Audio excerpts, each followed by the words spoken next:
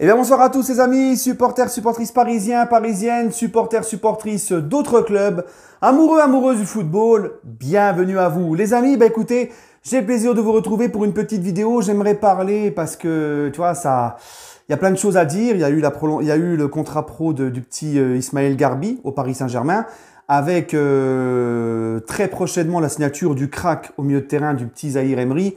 Bon, après vous connaissez mon avis sur les titis, faut pas s'enflammer quand on dit crack et tout.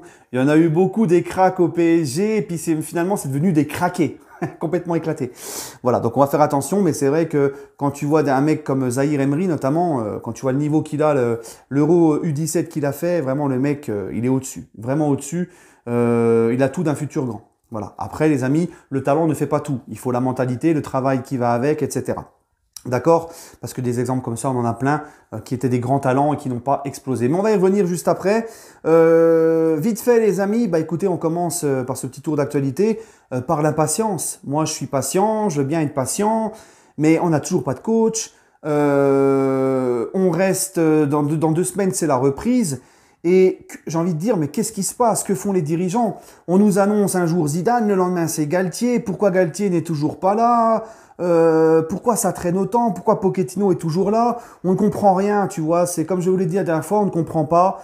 C'est long, c'est très long. Je ne sais pas ce qui se passe. Moi, j'ai pas d'infos. Bref, peu importe qui ce sera. De toute façon, si c'est Galtier, et moi je vous le dis, je suis très pessimiste avec Galtier, mais ça, je m'expliquerai si vraiment il vient, quand ça sera officiel, je m'expliquerai pourquoi je serai pessimiste. Mais peu importe, là il faut qu'on sache. Il faut qu'on sache c'est qui le nouveau coach. Il faut qu'on sache au bout d'un moment pour pouvoir avancer, pour pouvoir faire ce mercato, pour pouvoir, tu vois, il y a même des joueurs qui attendent pour venir à Paris, savoir qui sera le coach, même pour partir ou rester. Il faut vite se dépêcher, par pitié le PSG. Pourquoi le Paris Saint-Germain met toujours 30 plombes à faire les choses? Pourquoi le PSG met toujours 30 plombes à officialiser? Même quand c'est un joueur, ils mettent 30 plombes à officialiser à chaque fois. Ils mettent trop de temps. C'est un truc de fou. Je sais pas si vous avez remarqué. Là, c'est pareil. Pochettino, ça fait 2 semaines, on entend qu'il y a un accord pour son licenciement. Il est toujours là, le bougre.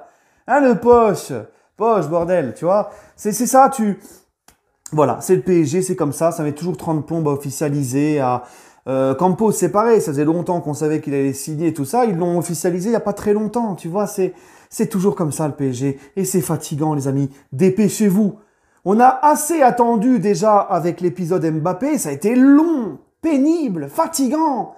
Et là, ça continue maintenant, c'est le coach, Zizou, après Galtier. Hier, on entend Galtier, le PSG est rentré en contact avec Nice pour faire venir Galtier. Mais les négociations avec Zidane se poursuivent. Tu peux m'expliquer le schmilblick là? C'est incompréhensible, incompréhensible. On avance avec Zizou. Mais en même temps, on négocie avec Nice pour faire venir Galtier. C'est quoi le délire en fait? On n'y comprend rien, c'est très fatigant. Vraiment très fatigant, il faut vraiment que ça se termine. Voilà les amis. Maintenant les gars, petit point, j'ai entendu ce que vous vouliez que j'en parle vite fait de ce qu'a dit Florentino Pérez sur Mbappé. Bon, hein, le mec c'est encore la preuve qu'il a le seum.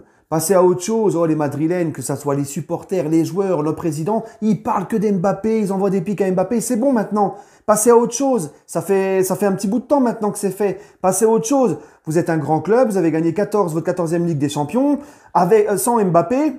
Vous nous dites que vous n'avez pas besoin de lui parce qu'il y a Vinicius et vous avez gagné une 14e Ligue des Champions sans lui. Et maintenant, arrêtez de parler de notre joueur. Arrêtez de nous faire chier avec lui. Arrêtez de parler de lui. C'est bon. Quand j'entends Florentino Pérez qui nous dit c'est honteux, le président Macron, pression politique. Franchement, mais quelle pression politique?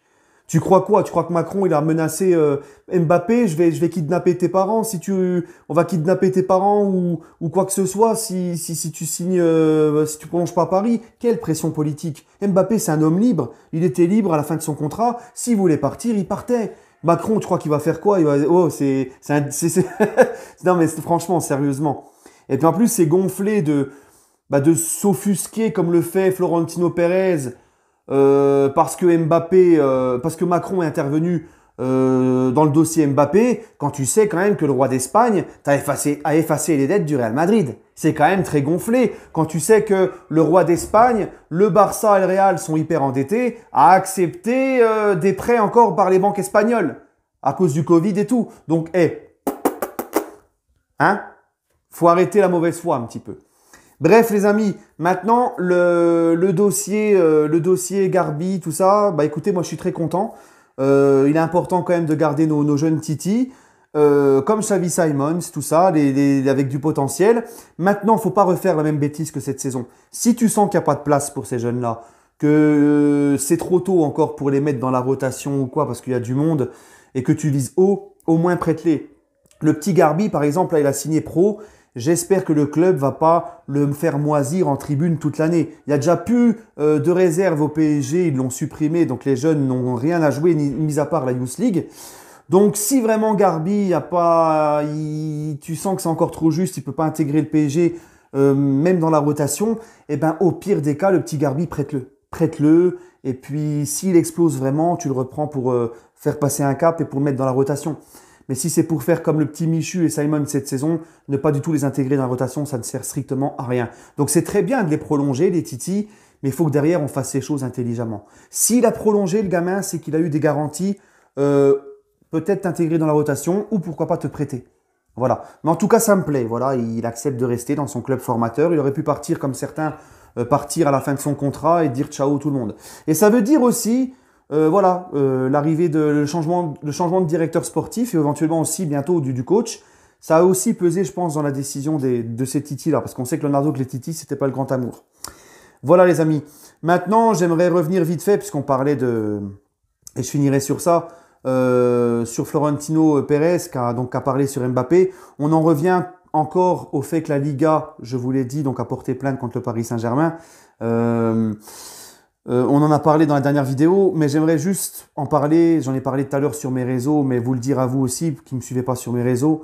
J'ai vu que l'avocat qui défendait la Liga, qui allait attaquer le Paris Saint-Germain au tribunal, l'avocat donc a choisi Javier Tebas pour attaquer le PSG, a été invité dans l'after RMC hier soir. Donc tout va bien, hein, nous sommes dans un grand média français, un grand média sportif français. Ils invitent le mec qui va dézinguer le PSG, qui va cracher sur le PSG. Le mec vient sur le plateau d'RMC pour dégueuler sur le PSG. Et il va attaquer prochainement le PSG au tribunal. Et on invite ce mec-là, on lui donne la parole.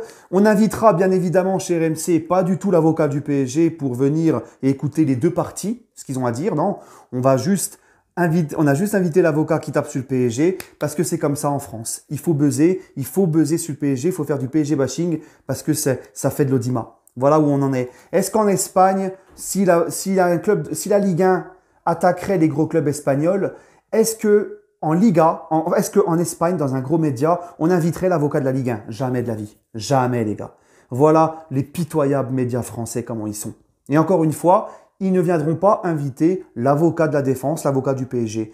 Eux qui nous vantent sur RMC, tout ça, l'after, hein, on défend la Ligue 1, on veut faire avancer la Ligue 1, mais la grosse locomotive de la Ligue 1 qu'est le PSG, encore une fois, vous lui chiez dessus. Voilà. Voilà où on en est, nos beaux médias français. Bref, les amis, demain, n'oubliez pas, si tout va bien, si je suis pas pris par un contretemps, si je suis pas malade ou quoi, demain, petit live pour revenir sur l'actu PSG, tous ensemble. Demain, petit live, à part s'il y a une officialisation d'un coach, hein, on ne sait pas. Mais sinon, petit live de 20h à 21h demain sur ma chaîne YouTube. Voilà, les gars. Prenez soin de vous et allez Paris.